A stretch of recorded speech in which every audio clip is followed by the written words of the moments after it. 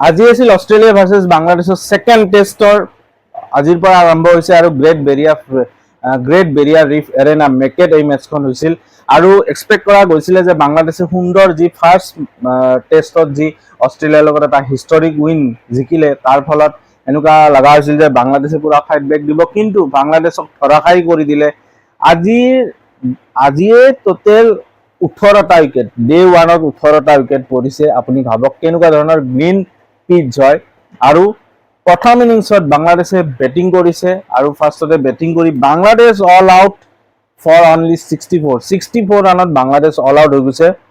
34 over খেলিছে, 64 ডান and ডাষ্টেড Bangladesh. আৰু তাৰে ক্ৰেডিট দিব লাগিব এজনে bowler Mitchell Starc, the legend, the pacer. তো কি কম, মিচেল ষ্টাৰ্কে 6টা উইকেট লয় আৰু 6টা উইকেট লৈ ধৰাশায়ী কৰি দিয়ে বাংলাদেশী বেটছমেনক। এতিয়া কথা পাৰিম তাৰপিছত অস্ট্ৰেলিয়াও বেটিং কৰে। অস্ট্ৰেলিয়াই বেটিং কৰি 165ত 8টা উইকেট হেৰুৱাই অস্ট্ৰেলিয়াৰো কলাপস হয় আৰু শৰীফুল ইছলামে বাংলাদেশৰ হৈ 6টা উইকেট লৈ গেন। কিন্তু বাংলাদেশৰ বেটিং বহুত বেয়া হৈছে, যাৰ ফলত বাংলাদেশে মানে অস্ট্ৰেলিয়াই 101 ৰানৰ লিড অলৰেডি বনাই লৈছে। ইমান কম ৰানতে 101 ৰানৰ লিড বনাই লৈছে আৰু কিবাকে 165 বনাইছে। আৰু অস্ট্ৰেলিয়াইতো কালি 15-20 ৰান যদি এড কৰি দিব পাৰে, এতিয়া বাংলাদেশৰ টান আছে যে সেইখিনি ৰান পাৰ কৰি আকৌ যে কিবা এটা টাৰ্গেট সেট কৰিব। তো এই মেচখন মোৰ হিচাপত কালিয়ে শেষ হৈ যাব পাৰে, 2 দিনৰ টেষ্ট মেচ হ'ব পাৰে মাত্ৰ এইখন মেচ। তো কথা পাতো আহক। বাংলাদেশৰ হয় 64 যে অল আউট হৈ গ'ল, তাৰে মেহেদী হাসান মিৰাজে 11 ৰান বনায়, তাইজুল ইছলাম স্পিনাৰ হয় 11 ৰান, শৰীফুল ইছলাম 6টা উইকেট যে লয় 14 ৰান বনায় আৰু হাসান মাহমুদ 10 ৰান। এই গোটেইকেইটা বলাৰ, মেহেদী হাসান মিৰাজ খালি অলৰাউণ্ডাৰ, বাকী চব বলাৰ।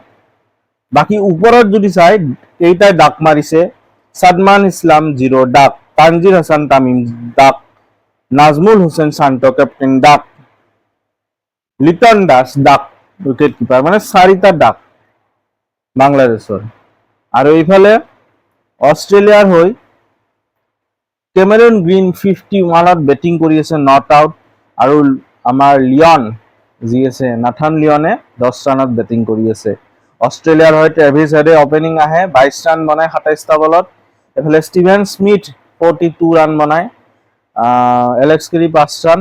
বাকী অস্ট্ৰেলিয়াৰ হৈও যদি মই কওঁ কেইটা ডাক মাৰিছে, 2টা ডাক, ৱেবষ্টাৰ আৰু পেট কামিংছে ডাক, মিচেল ষ্টাৰ্কে 1 ৰান, এলেক্স কেৰী 5 ৰান, তাৰপিছত মাৰ্নাছ লাবুছানে 4 ৰান, মেট ৰেঞ্চক লোৱা হৈছে এইখন মেটছত, ৰিপ্লেচমেণ্ট লৈছিল আৰু 8 ৰান বনায়। আৰু ট্ৰেভিছ হেডে 22 ৰান বনায় অলৰেডি ক'লোৱেই। তো মেইনলি মেটছখন কেমেৰুন গ্ৰীণে ধৰিছে 51 ৰান নট আউট। যদি 51 ৰান নবনালে হয় তেতিয়াহ'লে আৰু অস্ট্ৰেলিয়াও বেকফুটত আহি গ'লে হয় ভালেখিনি। আৰু শৰীফুল ইছলামৰ কথা কি ক'ম, 6টা উইকেট লৈছে, লগতে তাস্কিন আহমেদে 1টা উইকেট আৰু মেহেদী হাসান মিৰাজে 1টা উইকেট। তো মেচখন ইণ্টাৰেষ্টিং হৈছে। অলৰেডি অস্ট্ৰেলিয়া 101 ৰানত লিড লৈ আছে।